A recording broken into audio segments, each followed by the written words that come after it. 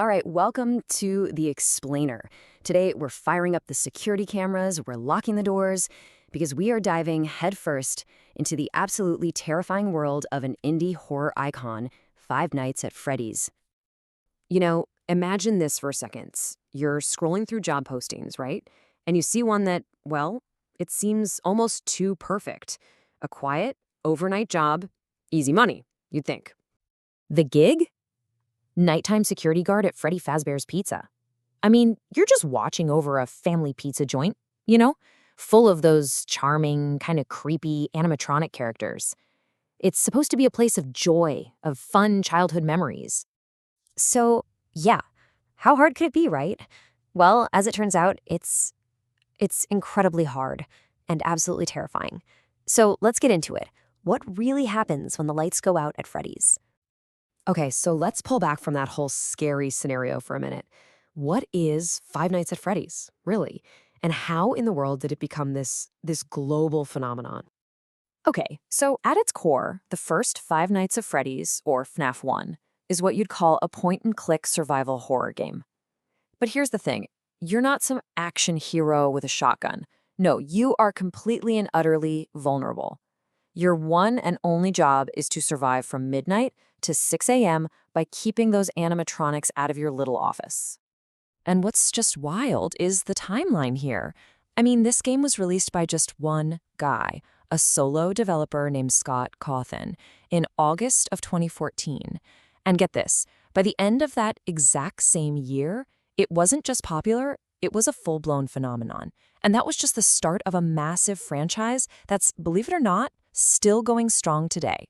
So, what was the secret sauce here? Really, how did such a simple little indie game just capture the entire world's attention so fast? Let's dig into why this thing went so viral. Well, it was pretty much the perfect storm. You had this minimalist design, which was brilliant because it forced your own imagination to fill in all the scary blanks. The game didn't need fancy graphics. It ran on pure, uncut atmospheric tension. Those chilling sounds and, oh my gosh, the perfectly timed jump scares. But deeper than that, there was this mysterious, broken-up story that basically invited fans to create theories. And they did, for years. It made the horror feel so much bigger than just the game. And, of course, you absolutely cannot talk about FNAF's success without talking about the huge boost it got from the online gaming world. I'm talking about creators like Markiplier and PewDiePie. They played this game for millions of people, and let me tell you, their completely terrified reactions, that was probably the best advertising anyone could have ever asked for. Okay, so we know what it is. We know why it got so big. But how do you actually play it? Let's go ahead and put you in that security guard's chair and break down exactly what you have to do to survive the night. So, as the night guard, you are definitely not alone. Oh no. You've got these 4 friends to keep you company. You've got the main man, Freddy Fazbear. Then there's Bonnie and Chica. But the one you really, really have to watch out for is Foxy the Pirate Fox. That one is a whole other level of challenging. And your objective? On paper, it sounds so simple. Just survive. Survive from midnight to 6 a.m. 5 nights in a row. That's it. But trust me, when those things are roaming the halls, every single one of those in-game hours feels like an absolute eternity.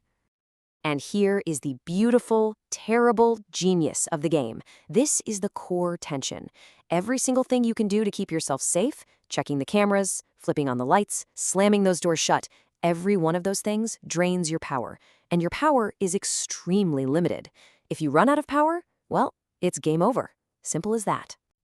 So what this does is it creates this incredibly tense gameplay loop. You're constantly flipping through the cameras to track where they are. Then you have to check your doors and lights to see if they're right outside. And you have to do all of this while basically being obsessed with saving every last drop of power. It's just a terrifying, stressful balancing act. All right, so you get the rules of this twisted game now.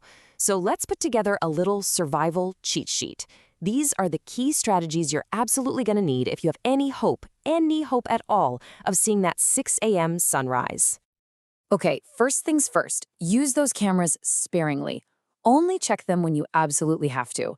Second, listen. Listen carefully. Sometimes you can hear them coming way before you see them. Third, be smart with those doors.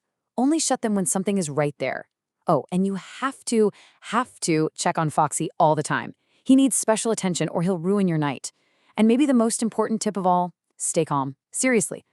Panicking just wastes power. And in this game, power is everything. Power is life. So, there you have it. That's the mechanics, the history, and the survival strategy behind a true modern horror classic. The only question left is a pretty simple one, really. Now that you know exactly what you're up against, do you honestly think you have what it takes to survive all 5 nights?